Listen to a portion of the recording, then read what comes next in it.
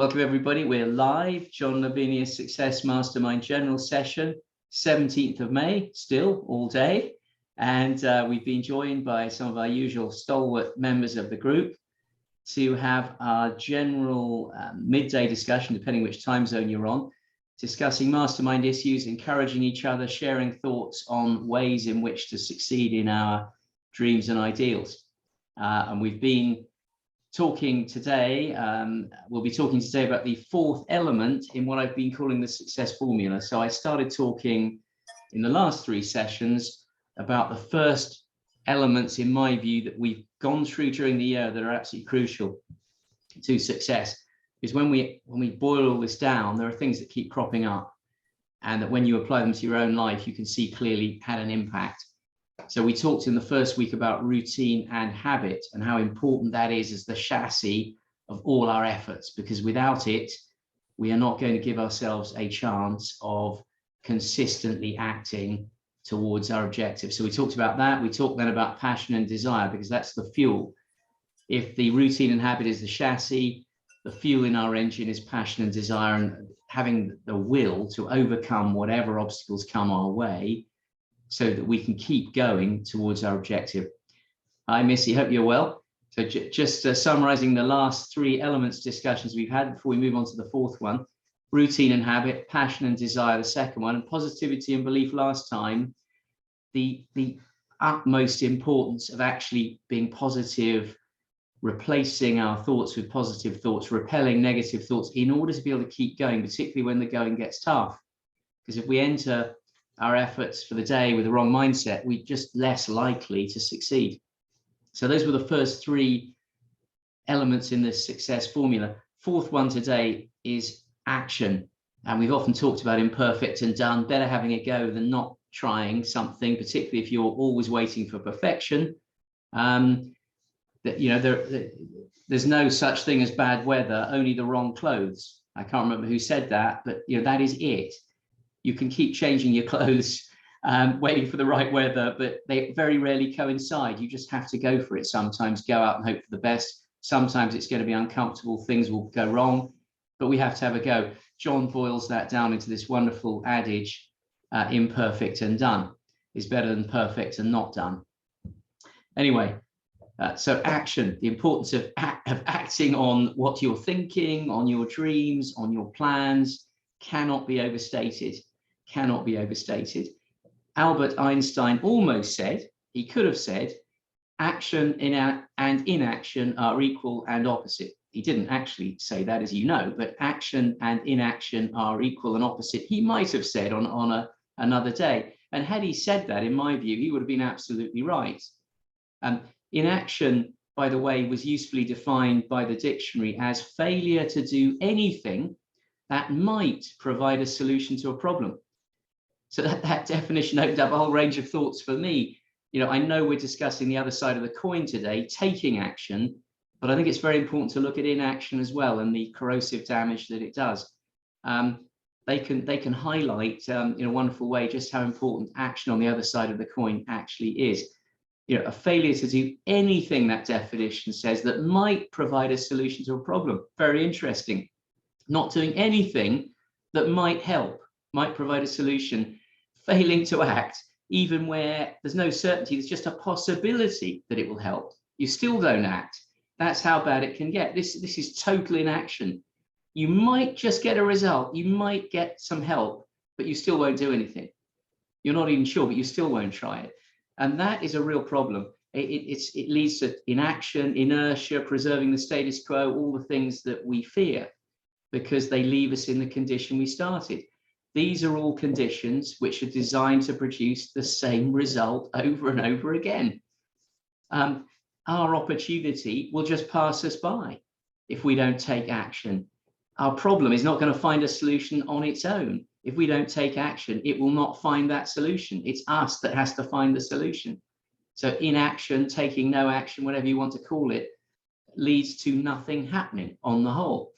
Well, the problem with that is, of course, that we're going to remain exactly where we were when we started, unless by some good fortune, fate intervenes and external factors are then imposed on us against our will. unfortunately, they're not always benign and positive, such as war, illness, redundancy, economic collapse. So if we are inactive, we do nothing, we are literally relying on fortune to bail us out and do something as we're not prepared to or haven't got our act together enough to do.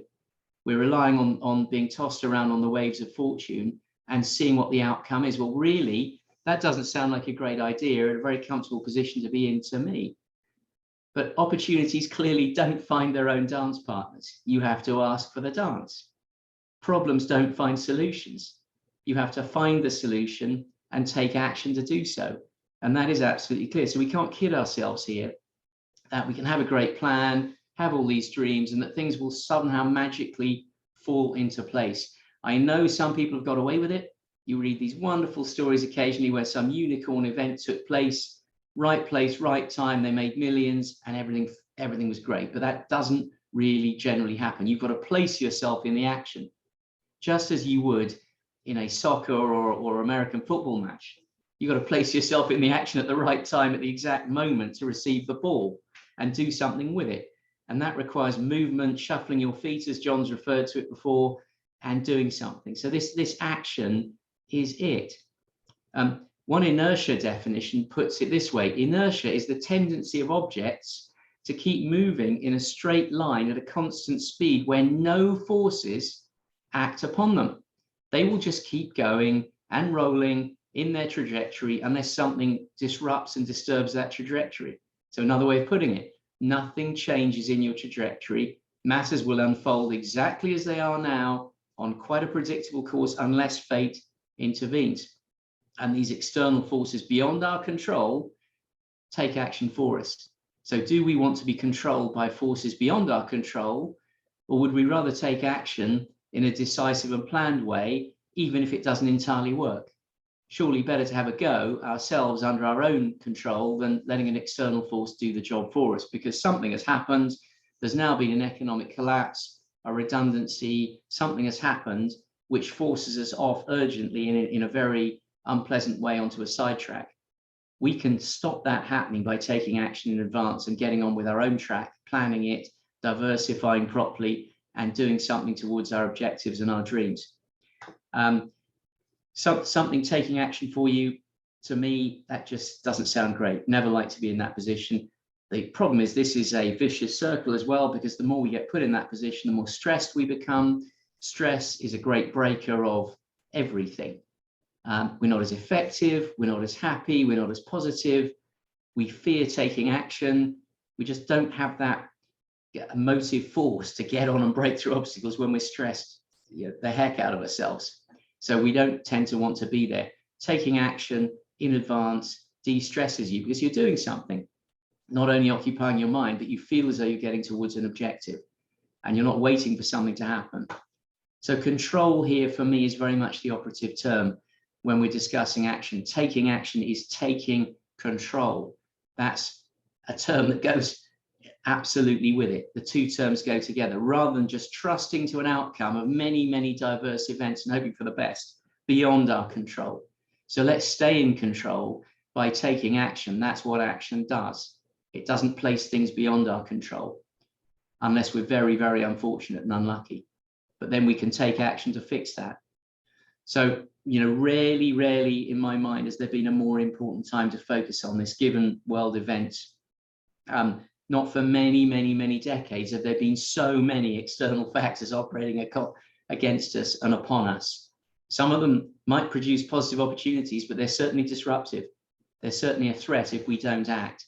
They are foes on what I'm describing as an uneven battlefield. So we can level the playing field, level the battlefield by acting in a planned way in advance, not just sticking our head in the sand, hoping something comes along. Action, action, action. So we can just carry on regardless, or we can actually attempt to change the outcome, not to sit there and know the outcome will always be the same because we've done nothing. We can change the outcome, or seek to do so. We can regain control. We can seek the outcome that we actually want rather than waiting for what we're given. What we wanted versus what we're given. That is what it's all about. Am I going to wait for somebody to hand me something, fate to hand me down something like secondhand clothes? or am I going to go up there and buy my own clothes, get on with the job, and make them look the way I want them to look? And let's also remember the outcome we are given is chosen by others most of the time. If we just sit there and allow ourselves to roll in a track, people have got plans for us. They always do. Whether it's an employer, a corporate service provider, they've always got plans for us. They want us to do things their way. So it's up to us to break out and say, hey, that doesn't really fit with my plan. Sorry, doesn't fit with my plan. But you have to know what your plan is, going back to earlier discussions about planning. Know what your plan is, but then act on it to stop these other people crowding in and saying, we've got a better plan for you. If you sit there in a state of inertia, you'll probably just accept that and go with their plan, which won't align most of the time with your objectives and dreams and burning desires. And forgetting not for a minute that others and their plans are not always benign and in our interests. They may well be self-interested, pursuing their particular needs and dreams and targets rather than ours. They serve themselves. Other people generally serve themselves. If we want to stop being a victim of that adage, we have to do something for ourselves and try and put ourselves in our own position where we're actually executing our own intentions. So this is really the darker side of the coin we've been looking at, the inaction side of the coin. One side action, the other side inaction. Inaction tends to lead to drift, being imposed upon, getting handed down results that we didn't desire, and having things happen to us we didn't really expect. So action and inaction, again, are equal and opposite. As Einstein may have said, he might have said it. And as I said earlier, he would have been right. So the flip side of the action coin is this inaction, this uncomfortable, stressful face of the coin, this unfulfilling place. And boy, if we look back in our own lives, we know that that is true. We've probably often felt it and detected it. So we can be alert to it. So action really, really matters. Action changes outcomes. It's the action that changes the outcome, not the inaction. Just as much as thoughts create that action. So our thought process, our mindset that we've discussed in the 3 previous elements are crucial. They create the action, but then we've got to take it. So this is the ultimate symbiotic relationship. Thoughts create action, and action feeds on thought. But we have to allow that symbiotic chain to operate by being prepared to act. Action matters above all. Just an aside at this point, Winston Churchill believed in the importance of action in the dire straits he found himself during previous war, that he had special rubber stamps made that stressed the urgency of any action needed in a memorandum he was sending his staff. And those rubber stamps were applied to every single memoranda that was relevant and said, action this day. He didn't say urgent, we've all seen that. It didn't say important, it said action this day, right now, do something. Because he knew that if they did not, there would be chain reactions and they risked the outcome changing of a whole war and their very survival. There was no second chance, no best guessing here. It was action this day or nothing. So let's have some of those stamps or stickers made ourselves and put them on our own desks to remind ourselves that that particular task we've set for the day in our planner is an action this day objective. We've really got to do something. If we don't, then tomorrow we fail to do something preparing for that task, and so on and so on and so on. Before you know it, we've got a chain reaction, an unpleasant one that is going to bog us down and mean we get nowhere in a month because we didn't do something today. These things are all linked. They don't look linked, but they often are. So can we take action? Well, we all know that we can if we really want to. What's stopping us? We've discussed the elements previously I mentioned this morning, the routine and the habit, passion and desire, positivity and belief. Is it that? We've discussed those. Are we still not clear on our mindset? Let's hope we are. We need to have laser-like focus on what's stopping us though personally. So I can talk about all these factors myself and my own experiences, but you have to look at your own life and say, what's stopping me taking this action? What is it really? Is it mindset? Is it crowded schedules? What is it? What is going on here? Because we need this action to start flourishing, sprouting from the ground and producing plants. So whatever it is that you laser focus on, there is a solution for. We're all different. We have to have our own workarounds and disciplines, incentives, carrots, sticks to make ourselves work the way we should. But it's all about working when we should, how we should, and regularly, and allowing proper time for these things. There are some clear things we can do. We need to be very clear about our objectives, very obvious, but we need to be very clear on a step-by-step basis of those objectives.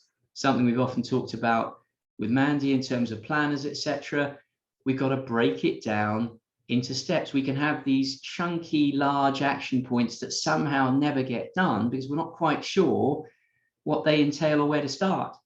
That's a sort of sad side effect of not breaking things right down to the smallest molecule you can. We've got to look at this as an atomic process. And I've talked about Atomic Habits before in a great book, and I've talked about the molecular aspect of being very clear on an absolutely micro level what's required for all these tasks to unfold. Step by step means very detailed. It means a detailed understanding of everything you're going to have to do to get to the immediate mini objective and the larger objective. What exactly is it we need to do? Not, well, here's some broad action points. Yes, I've got them on this lovely list, but they don't really tell me anything. And I did discuss previously that the crucial aspect of breaking things down is reverse engineering. You've got to have reverse engineering of objectives to understand exactly what you're going to have to do. And that means you work back from the end result. You look at the end and say, what does this look like? In every detail, what is there? I can see this site, I can see my social media, I can see my shop, I can see my printer, I can see my equipment. You've got to look at everything that's surrounding you when you've finished and say, how does that get there? How does it get on that shelf, on that door, on that site, on that social media site? And then you have to plan backwards to produce that thing on that shelf, on that door, on that social media site or website. It's that detail. Everything I'm going to have to do to get this one post on that social media site when I've finished my whole preparation. What does that entail? Right the way back to the domain names, etc., the social media accounts, the settings, everything. So try it. It's really, really powerful. You plan backwards. It all sounds obvious and simple. Well, not really, because a lot of people just don't do it. We set out with no real idea of the steps involved. It's like setting off on a polar expedition with a sledge and just hoping you put the right cans of beans on it and the right tent. Thinking, well, I know I need a tent of some kind, I need some beans and something to eat, but you don't think through the conditions, where you're going to end up, what temperature it's going to be. This is backwards planning. It's backwards planning. What's going to happen when I get there is determining what I must do now and all the way along my journey. And without a full understanding of all aspects of your actual objective, which must be clear enough and precise enough to give you those clues, you won't know what to do to get there. You're just not going to be able to do it. So we need a complete plan with an idea of the time required and each step required and the time for each step, because that's how you produce an action plan on a daily basis you can take action on. Today we're talking about taking action. This is it, because often it doesn't happen because we haven't planned properly, haven't broken it down properly, haven't allowed enough time, and we then put things off and off and off and off. And then we have another inactive month, a month of inaction, which is what we don't want to give ourselves, because then you get stressed, you get unhappy, you feel unfulfilled, the objectives drift away. You've got to keep moving towards them to keep them real. So we need very clear, precise, actionable objectives. Benjamin Franklin, of course, famously said, failing to plan is planning to fail. Absolutely. But what he didn't tell us, what Franklin did not tell us, is that you don't plan forwards, you plan backwards. Just think about that. You plan backwards. You have to have an objective in sight to plan. You plan from the end, not from the beginning. If we plan from the beginning with an objective in mind, we may end up with one of these famous bridges that doesn't meet in the middle, or a tunnel that doesn't meet in the middle, because we didn't think it all the way through. So that's very, very important in this action debate. We also need to book things in as real time slots. John tells us this again and again and again. He says, if it's not in his diary, it doesn't exist. Great way of putting it. To me, booking action into the timetable is like booking a trip, going on a holiday. Imagine planning a holiday, booking a seat, but then you just don't record all the details of the trip and the seats and the hotels in your diary, in your agenda. It's not going to go very well by the sound of it, that trip, because you'll be racking your brain saying, I think I was going to do this, but I can't quite remember. I'm not sure what I had to do to get to this piece. Yes, I should have been at the station right now. I forgot about that. So we don't do that, do we? If we're going on a trip, we plan it to the nth degree. We look at all the offers, the deals, the sites, all the equipment we're going to need to take with us, the luggage, the suitcase, the insurance, the injections, and everything that we book is written down in some sort of agenda, diary, what have you, itinerary if we've got a great travel agent. That's how we do things. And these simple booking and recording failures, if we fail to do that, is probably the single biggest cause of failure overall, because there's just no clarity and we forget.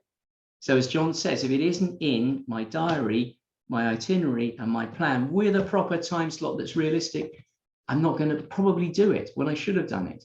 That's then going to knock on into some other activity that will be held up or destroyed by my inaction, my lack of memory and organization. So realism, I've mentioned there, realism is very, very important. In taking action, we've got to be realistic. We've got to plan action in a realistic way. We're acting here. Realism, really, as I put it, is acting in real life. We're players in a daily piece of theatre in my mind. That's how I see it in my mind. Theatre that is really dramatic, full of noise and action, full of distractions, people moving off scene, on scene, noises off left, as they say in the scripts.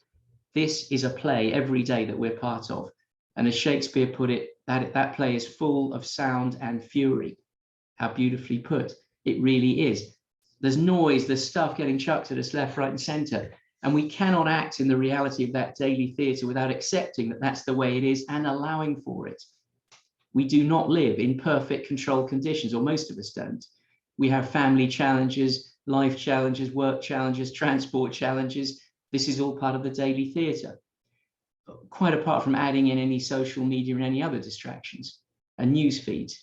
So it's just no good launching this beautifully broken down step-by-step action plan into a crammed schedule that just doesn't allow for it, where the day is full of noise and we haven't got the slightest chance realistically really of actually doing what we should have done by the end of the day.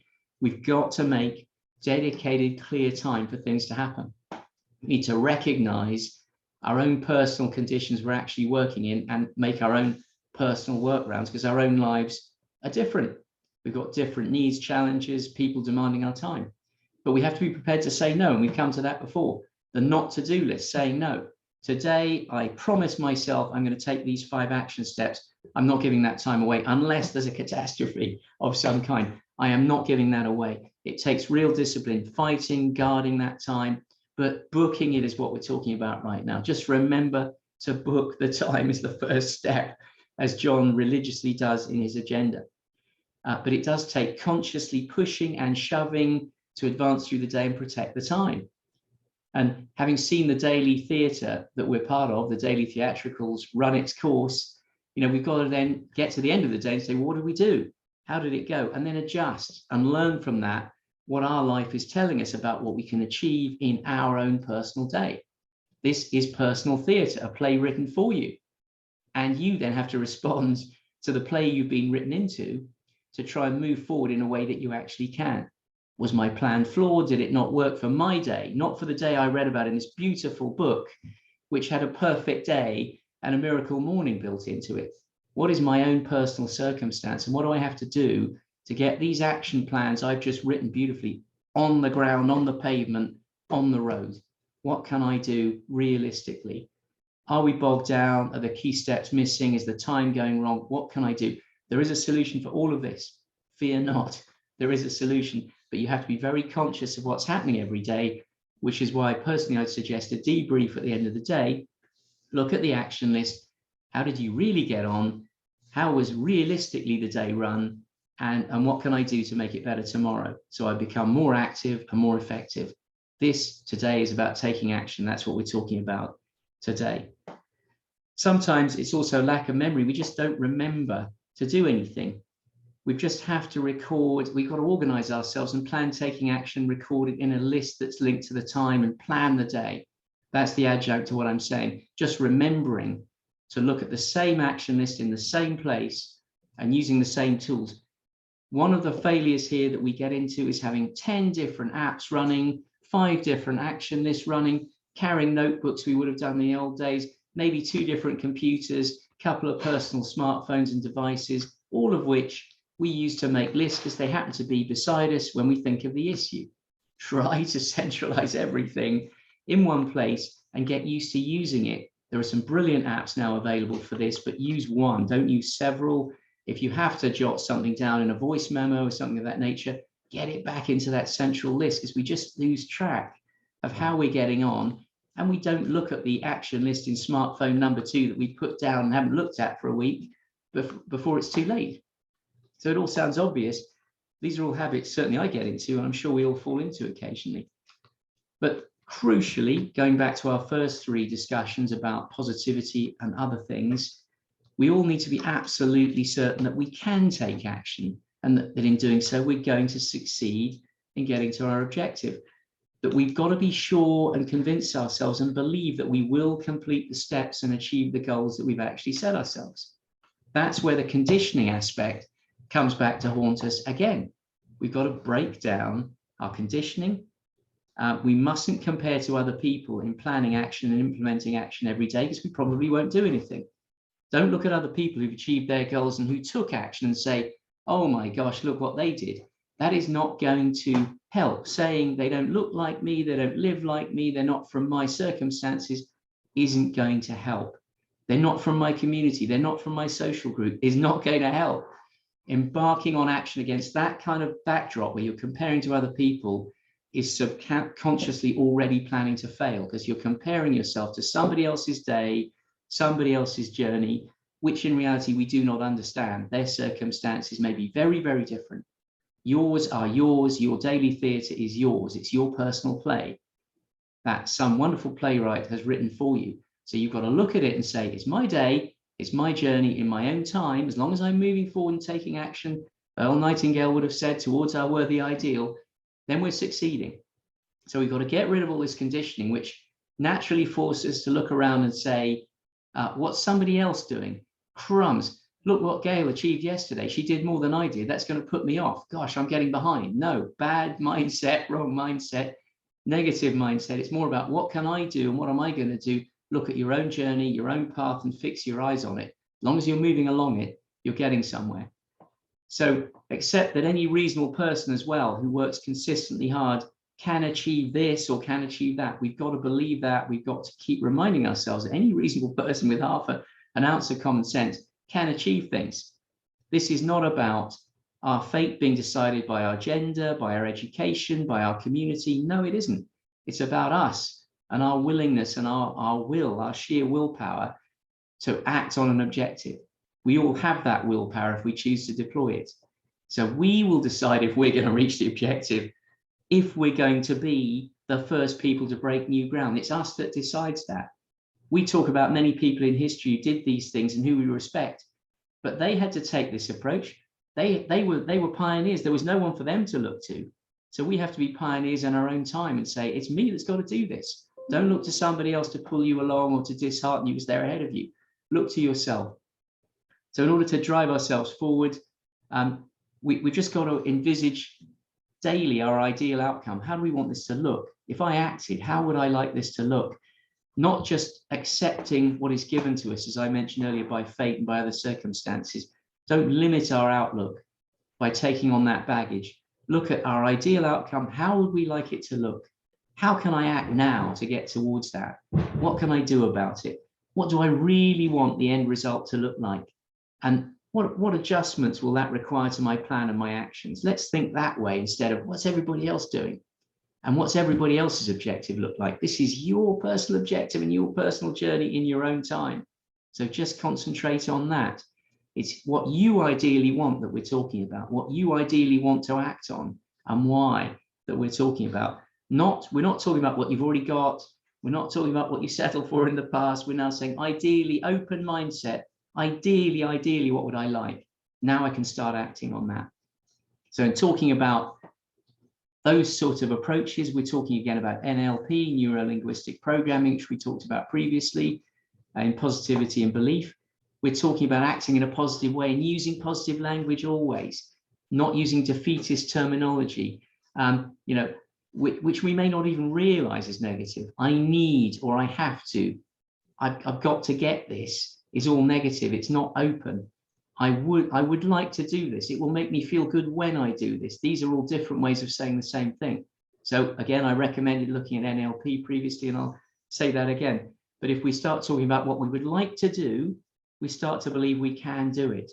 So let's check our body language, our thoughts, our remarks to ourselves in our heads as we embark on this action. But take action and believe that you can, and believe that it can make a difference. So I'm not sure if that makes sense to everybody. Maybe some of us are recognizing limiting beliefs before we've even started taking action, and that has got to be broken, because your action is going to be diluted. So we've got to break that to act. And today I really just wanted to reiterate that there is opportunity everywhere, everywhere. Never, never fail to believe that. There is opportunity all around us, every day, everywhere. But we have to seek it out, and we have to be prepared to act to do so. We cannot sit at home researching and think something is going to happen on its own. Time and time again, I've been personally reminded of the results of inaction, not doing anything, of failing to make those searches. I know I have to seek. Sometimes I get distracted and forget, but nobody in general is going to come and seek you out. And I've learned that the hard way. They just don't. You've got to seek them out and make them an offer, or persuade them to make you an offer. On the whole, opportunities don't just magically deliver themselves to you like an Amazon parcel at your door. You've got to go out there and start shopping and do something for the opportunity to fall into your hands. You've got to put the message out. You've got to be known. And this is what I'm saying in the life and business sessions. You have to make a noise. You can have a great idea, but take action and make a noise before the opportunities will come. We're surrounded with opportunity, but without that action, we may as well be surrounded by an empty desert, which yields absolutely nothing, because that's what will happen. And I wanted to wrap up nearly with a beautiful quote from Edmund Spenser in The Faerie Queene, 16th century epic poem written in England. He said, "For whatsoever from one place doth fall, is with the tide unto another brought. For there is nothing lost that may be found if sought." Everything is out there. We're surrounded by opportunity. The tide carries those opportunities from one person to another, from one community to another, but we have to go and seek them and be proactive in taking action. So let's just try, let's dare to act. They who dare win, as has been said, and just do it for yourself. You never know what your actions are going to produce. That is the wonder of it. Just imagine what could happen. So at that point, after a lengthy rambling, I would love to open the floor and see if anyone has any thoughts on that. So please pile in. Hopefully that struck a chord with somebody. I'm not sure if Gail or Missy, anyone else had thoughts on taking action. Yeah, Gail, great to see you. Hi, I don't have a lot to say, but you did, and every point was really good. I agree with you when you say you should not compare your actions to somebody else's, because if you do, you're going to get so discouraged that you'll give up. When you always think, oh, look at them, they're so far ahead of me, and look how they've done it, I can never do that. That's really bad for yourself, and you're not going to get anywhere. And it's crucial to just, even if it's just little steps, do something small each day. So that's all I have to say, but thank you. Thank you, Gail. No, absolutely right. Comparing ourselves to others is an action killer rather than an action thriller. Yeah. Let's like that. It really does. There is nothing more disheartening than spending our time looking around at what your friends, neighbors, colleagues, former schoolmates, people that you hope to show you've done a brilliant job have done. Yeah. It just disheartens us. This is really about you. We do not care what anybody else has done. Mm-hmm. The actions of others may be inspirational. They may persuade us that we can do something, but we should never compare. They're motive force. They're not comparisons. That's very, very negative. And I can't stress that enough. And I agree, Gail. It just means it leads to inaction, because we get totally demoralized. Mm-hmm. And we needn't be. We're all perfectly capable. Every single person that's ever joined any of these calls is perfectly capable, and actually more than capable, of conquering huge problems and objectives. I am absolutely convinced of that. I know that. It's just discipline, action, and organization and routine. That is the bedrock, and your mindset. Thank you, Gail. Thanks a lot. And Missy has her hand up. Missy. Adrian, I think in the future, I have to invest in paper because I've never, if you were my college professor, I'd have a wristband on. It's every word is meat, and I just love it. And Gail, thank you, because it is disheartening to look at other people who are farther down the road, but they have taken many, many, many, many more actions. And that gives us an excuse. Well, look, well, how could I ever match up to that? Well, by taking the steps, that's how you match up. But I really, really, this so resonates with me because I have such a problem with, as they call it in Britain, getting the diary done. And here's what, and Adrian, I'm ashamed to admit this, but I've admitted it elsewhere. I fill it in the day after. That's not good. That's not planning. I want to plan. And there's so many things I'm just stuck in the middle of my own muddle. And then I fill it in, and I'm really, my choice is to do it differently, and I will do it. I am doing differently. I hate to use the words trying, working, but haven't arrived yet, as John would say. I'm not used to keeping a schedule in that way, So there's so many things that I have to do, I find it very difficult. So when I get a few things done, I don't feel a lot of praise for myself, because I'm like, well, you were supposed to do 15 other things, but you didn't have it down. So yes, you forget very quickly when you have a lot of things to do.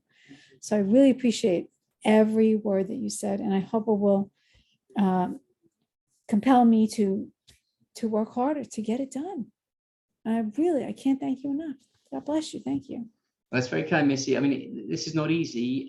Well, it is easy, but it's not easy in the sense that it takes consistent effort and practice to get it right. And there are so many tools, so many apps that you can get bogged down and confused with too many things going on. Really, I think the challenge is getting one app that we're comfortable with to record our action points in, which will have reminders in it, which we can program in. That's part of the battle.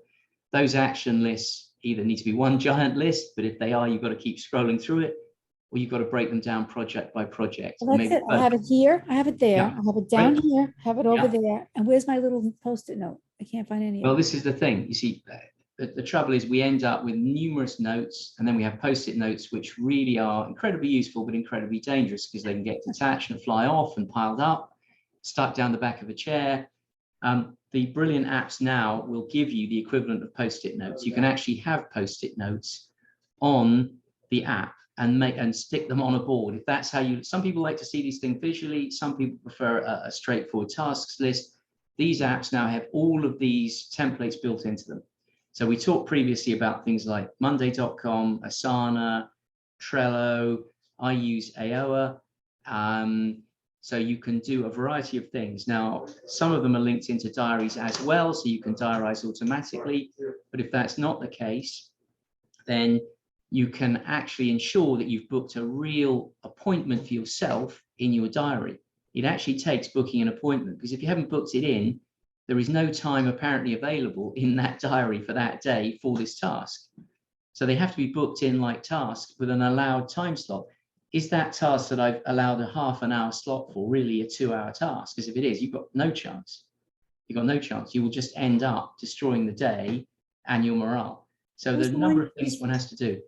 What was the one you said you personally used? I'm using Aoa, A-Y-O-A. Now, there are many others available, and I should stress for the purposes of the YouTube regulators that, of course, there are many apps available. Yes. But I personally use that one. I think Mandy and others were using Asana at one point, Trello.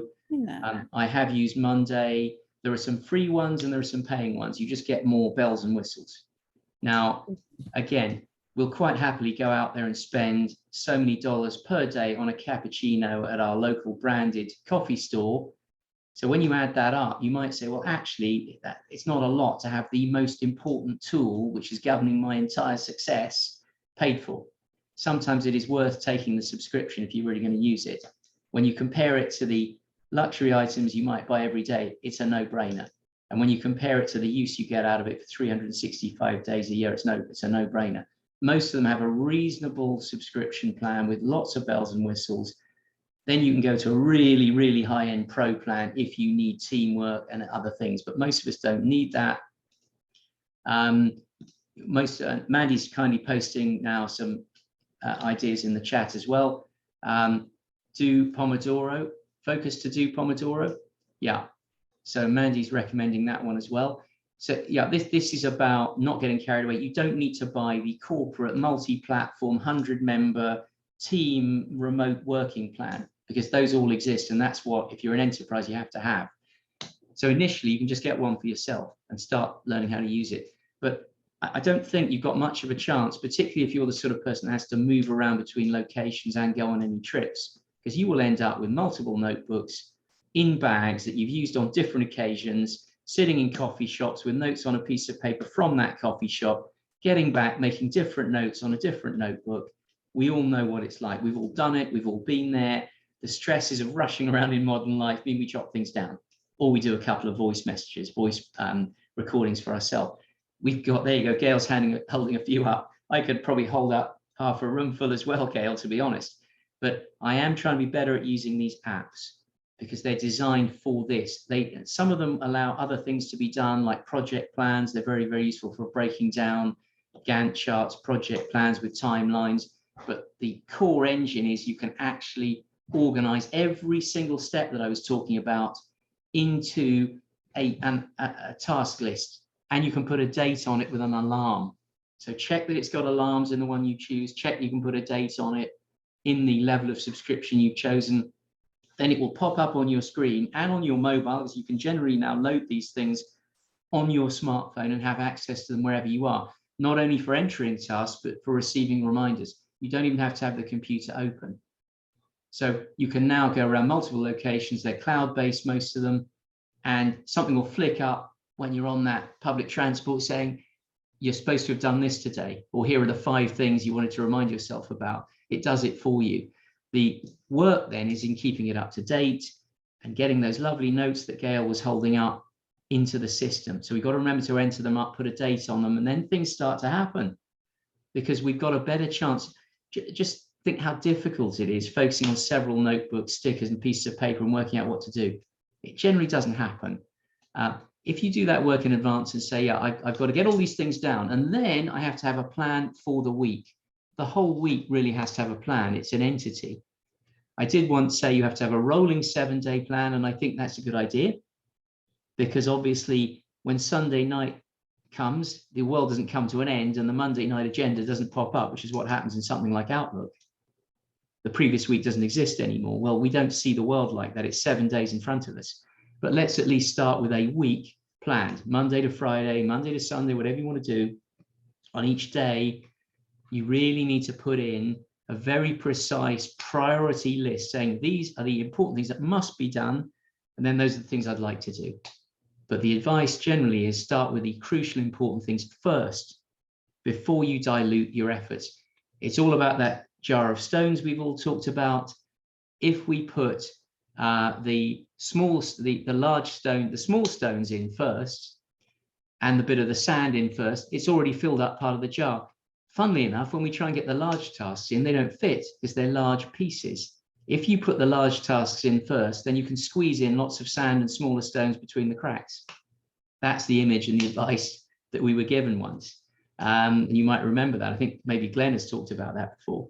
So it's true. You've got to prioritize what's really going to help. What is going to get me towards my objective today? That is the thing, right? That is a priority task. What is going to stop me living, operating, staying healthy? Those are priority tasks, like not renewing your insurance, not going for your doctor's appointment. But after that, there are a lot of optional tasks that you have to prioritize and scatter among those days in the week. It takes very aggressive planning, very aggressive planning. But the great joy is when you've achieved a perfect day where you did all your little tasks and your priorities, you feel fantastic. And you feel like doing it again. It's an amazing feeling. I don't know if anyone's ever got to the bottom of their task list and thought that day went really well. But in order to do that, don't overload it. That's what I said. Be realistic. This is daily theatre. We are a player in a play. So we've got to allocate enough time in that scene to get something done. So all of that, Missy, really, really matters. Put it in every day of the week, mark it in, priorities first. How much time do I really need for that task? Allow it. And then everything else has to fit in. So that's my thoughts. Anyway, Mandy's coming in to rescue me here. Great to hear you, Mandy. I was like, shall I say something or not? Great, Mandy. I have always had a problem with time management. Always. And one of the things that really annoys me is that the time management courses you go on in corporate never say anything like this. They will always just delegate, ditch, do or delay. They never say about going from the future, working it backwards. So all the stuff that I've learned over the last couple of years with I think I found that in one of the parenting books about putting in they called it A, B, C, and D, the same thing with the sand and with the rocks and everything. But that and the 12-week plan has really helped. But I still end up writing out on another piece of paper all the stuff for my home stuff to do. And I started in focused Pomodoro, and I love focused Pomodoro because it's so easy to just add tasks. But then I didn't get around to doing some of the tasks, and so it got carried over. So I've now got 62 tasks that I should be doing today. They're not today, and I'm not using it today. They're probably from about 3 months ago when I should have done them, and I stopped using it. So I need to go back in and not get and just take that chance of going back into it and saying, okay, if it's because it's recurring and some of the dates you have to put back in, so when it goes so out of date, it's harder once you get behind with it. But it's still a good thing, I think, to use if you can put everything in it, because I've got everything in. I've got business, house, everything. And with the 12-week plan, I think it's just, you do get very demoralized if you think, oh, I should have done that today, I didn't. And I know that the 12-week plan and just all of it, like you said, breaking it back down, because Emma says that as well, break it down into all the different tasks that you need to do something. But I think sometimes in business, there's more tasks than there are a day, and so you don't get used to doing that because you haven't got enough time, because you're supposed to finish it by Friday and you're now on Wednesday. How can you put them all in there? But it definitely is the way to go, and it's just, it can be really demoralizing. So I'm out. I admit I've got bits on post-it notes and lots of these. I keep saving them, and then the next weekend I'll write it out again, even though I've got it in here on a recurring basis. I suppose and what I have worked out is God always gives you another chance. He's always showing you. He'll always bring you back to it every time to show you that you're not doing it. And the more we learn about all this stuff, the more we will recognize it each time. And every time we recognize it each time, we can make a difference, because we're actually going to recognize it more as we do it. And so, I have so recognized it over these last couple of years, and then you can take action, can't you? So I'm going to get there. Great, Mandy. That's the right attitude. No, that's all very useful. I mean, really, yes, what you've said is, of course, happens to us all. Things spill over, and then we have an overwhelming list which ceases to mean anything. So I think there's two parts to this. One is capture all the tasks in terms of everything that's happening and have them all in one place. But then we have to organize those into a weekly target schedule. And that does not mean writing every single task onto one of those days. So if we've got 100 tasks on our overall list that we've captured, there is no way we can probably write all of those 100 into the week plan. You've got to say, well, this week, of those 100 tasks, what are the priorities, starting with the absolute priorities that get you to your goals, and allocate them a day and a time slot. You cannot do more than a certain amount in one of these weeks. It just isn't possible.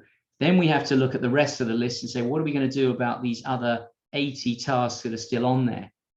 And the only way is chip away at the rock face, one chip at a time. Do a couple of the small ones per day, whatever you're going to do, because that will help. But you cannot allocate them all to every week, because you will bog everything down in a massive morass of just horrible sticky mud, and it won't work.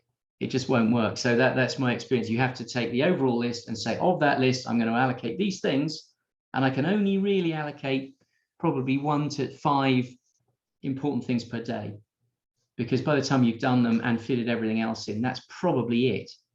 It's hard to do even 1 to 3 sometimes. So don't overload each day with 20 tasks to make up the 100, because it just won't happen, and then they'll all spill over. So yes, important to have them in the list, have the 62 tasks somewhere in that list. You can go back. Of course, you've got to keep reading it at least once a week. The whole list, you've got to go back through to make sure you haven't overlooked anything that came up you didn't do anything about.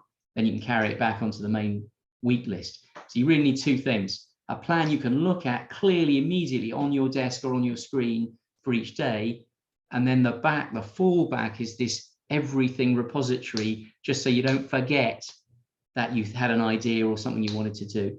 That's got to be kept on one of these apps or just on a giant spreadsheet or wherever you want to put it. But I do recommend the apps. Yeah, breaking things down, as we've said, crucial. When I have to do a corporate project, we could end up with, easily 250 tasks on that project plan. And each of those has to be allocated to somebody. And I have to decide the sequence of those tasks, because if I don't, then I'm not going to have the vital thing to hand over to the next person who was supposed to be doing the next crucial task, because it just won't be there. So it does take a lot of thought, but if you put that thought in up front, it is like gold dust, because then there's a clear route right to the end that you've planned, like laying a train line. So those tracks meet up one by one until you get to the station. If you don't do that, there's disorganization, and that will cause immediate blockages and then massive task spillover because you get blocked, and then you're running to catch up, and then you wreck the whole thing. So you've got to break a project down, even if it's a relatively small one, into step-by-step tasks in sequence. I have to do that. Before I do that, I've got to get my domain name registered before I can have my website, etc., etc. Some of them are obvious, some of them are not so obvious. If I know I'm going to have to sign a contract, then I've got to decide what the steps are before I can put that pen on that paper. I've got to get it reviewed. I've got to put comments in. I may have to go and check various provisions and things that as to whether I can agree to them and deliver them or not. So there's a lot of work to do before I can sign that piece of paper. And I need to know every single one of those things and then the order they have to be done in. Otherwise, I come to completion day with the client and say, I'm sorry, I can't sign because I'm not ready, because I failed to check my insurance, or I failed to check my product, and I don't have the specification clear and it's not what the agreement says. So there are a whole load of things that have to match the end result. And this is crucial in project planning. So we're doing a bit of both. We're doing planning to our ultimate goals and objectives, and we're also having to plan every single project with its own project plan, which you can also put into these apps as a separate action list. But you've got to keep reading it. And then you have to put those into the weekly plan. Which things off that project plan have I got to do today, tomorrow, etc., etc. But at least you've got the whole project plan and you can read it and keep reading it again and again. Oh yes, I have to do that, then I have to do that. It just keeps you moving in the right direction. You have to have a project plan for corporate entrepreneurial things on the whole, unless it's something incredibly simple. Anyway, that's just my thoughts, but that was interesting, Mandy. Yeah, this ABC task, is this the breaking things down into how much they matter to your goal? I've heard that before. It was the rocks, the sand, Yes. they called it wine, and so social media was the wine and everything. Don't put that in first. Yeah, absolutely. It's a great image, and it works because this is what we tend to do. We all tend to attack the small things, the easy things first, thinking, oh, I'll just get my brain going, have a cup of coffee, wake up a bit, I'll tackle something easy. Then we've tackled a whole bunch of easy distractions, and then suddenly it's whatever o'clock. And this rather large, important thing still hasn't been started. And unfortunately, it's so easy to do that. We all do it. We can change all of this. Great news. We can change all of it. It just requires practice. It's like practicing running, tennis, or anything else. We can get better at it. But as with everything, we need to know what we're aiming at. So we need support mechanisms in terms of apps, diaries, etc., etc. Yeah. So thoughts, anybody, welcome. We're almost coming up to the top of the hour. There's been a lot of rambling from me, a lot of great contributions though. And I'm very pleased to hear from Missy, Gail and Mandy. That was very kind of you. This is my fourth element in the success formula. Routine and habit, followed by passion and desire, followed by positivity and belief, and now action and the importance of taking action. And then we will move on next time to adaptability and obstacles. So housekeeping, no further sessions today. There is Mandy's book club tomorrow, I believe, Mandy. I don't know if you want to comment on that. John has started a new book. Mandy is on, I can't remember which book. We are doing Bob Proctor's You're Born to Be Rich. There you go, great. I think we're doing chapters 5 to 7, but I need to double check that. Okay, so anyone that can join, that's tomorrow. It's in the diary. Everyone most welcome. And then the general session tomorrow. So it's been great to be with you all. Fire away questions, post in the group Facebook if anyone wants to, so we can debate, we can share ideas about how to organize and take action. So hope you get some valid action today.